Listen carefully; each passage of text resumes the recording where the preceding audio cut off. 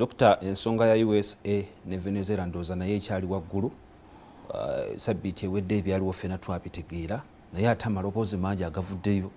Nalabye n'omutukuvu Paapa avaamu eddoboozi era yogedde nnyo ku nsonga ya peace ne sovereignty, ensonga yagikatirizaako nnyo ng'asinziira mu ddinisa liri ery'ekitiibwa, n'ayongera okukatiriza ku nsonga eyo. Nalabye ku seneti nayo ng'egenda kuba tooki mu magye gano aga USA ku by'okugenda e Venezuela n'amaloboozi amalala mangi agavuddeyo. Ekintu kino kiggwera wa Dokita? Amaloboozi agonna tegagenda kukyusa Amerika. Kuba wano Paapa yabyogeddeko n'abivumirira. Ne mu 89 Noriega yeekweka n'amaka ga mbaka wa Paapa e Panama nga Amerika emunonya. Ye yali pulezidenti wa Panama. Amerika n'emulumba n'addukira mu maka g'omubaka wa Paapa. Amerika n'ereeta ennyonyi n'eziteeka waggulu ne zitandika okuba music ng'aleekaana. Ku nkomerero omubaka wa Paapa nga yeebuuzizza ku mukama we n'agamba Amerika nzikiriza omusajja tugenda kumuwaayo, n'agamba Manuel Noriega tetugenda kubeera mu mbeera eno, kkiriza. Amerika kyekola kikyamu kyamenyi bw'amateeka kuba n'okuleeta music aleekaanire waggulu nayo kityoboola amateeka g'ensi yonna, kubanga jjukira awali ekitebe ky'ensi eyo ebeera nsi ndala.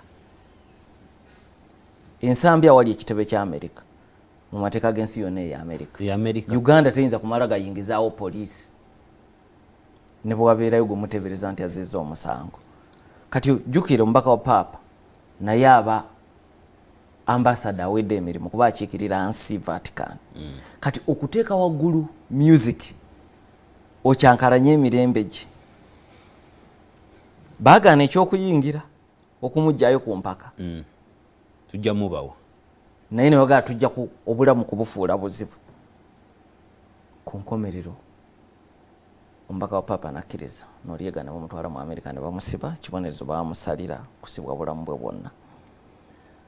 So nkulaga nti Amerika bw'ebeegoba national interests zaayo, abalala ne bwemwogera national interests zaayo ziri ku bugagga ekisooka obuli e Venezuela. Nti Amerika yateeka ssente mu kuzimba infrastructure y'amafuta. Hugo Chavez bwajja mu 2007 yabaga mugende bino bifuuse bya gavumenti. Kati ekiba bakigumiikiriza ate n'asembeza abalabe baabwe China ne Russia. Jjukira China ye hegemonic contender number 1. Tera okwogera ku hegemonic stability theory egamba bukyanseene eba wabeerawo ensi ekulembera ate ne wabeerawo ezo ezirwana okugijja mu kifo ekisooka. Kati ekulembedde bagiyita hegemony, ezaagala okuzijjawo ze bayita hegemonic contenders. Kati China ye hegemonic contender number 1 olwaleero. Zisensera eryali ettwale erya Amerika ate nga liri kumpi ne Amerika. Kati Amerika esobola ebyo bigumiikiriza nga biri wala nayo, naye tesobola kubigumiikiriza nga biri ku nnyindo. Era bamanyi ebyafaayo, bamanyi nti Ssematalo owookusatu yali agenda kuva mu kitundu ekyo mu kye bayita Cuban Missile Crisis, nga Soviet Union eleese missile Cuba. Amerika negamba awo tulwane, anaamegaya anaasinga paka UN bwe yayingirawo ne bataasa ngensi kwajjukira emyaka gyali mitono bukya Ssematalo owookubiri agwa yali awedde 45. Kati mu gyenkaaga ensi yali eddayo mu Ssematalo owookusatu. So interest za Amerika mu kitundu ekyo nzito. Trump ze zimuleeta nga bwe walaba akazito emabegaawo omwaka ogwedde yateeka ku ggwanga lya Panama era ku Panama Canal. Etuuka etyo okuba nga teddukanyizibwa ba China nga ffe twagiteekamu ensimbi empitirivu n'abantu baffe ne bafa bikumi na bikumi mu myaka nga tugizimba. Ffe Abamerika ne tuba nga ffe tufuuse mombozi ku kyali ekyaffe. So Amerika kye yakoze kimenya amateeka g'ensi yonna ne Charter ya United Nations lyetteeka erifuga UN. Nekyo olina okumanya nti ensi yonna bw'eba egoba national interests ebyo biba birala. Ate bwebanga super power yegoba national interests zaayo togibuulira. Okimanyi nti America bwe yali egenda Iraq tewaliwo resolution ya UN nitewali kye baagikola, teri yagiteekako obukwakkulizo.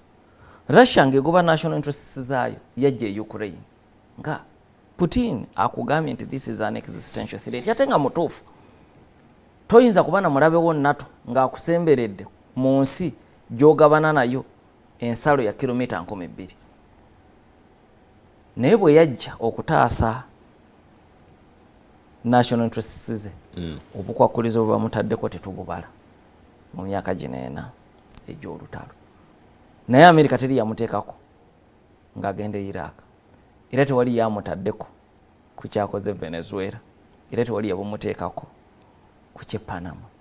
So kati kyolina okumanya nti ekikolwa si kyamateeka.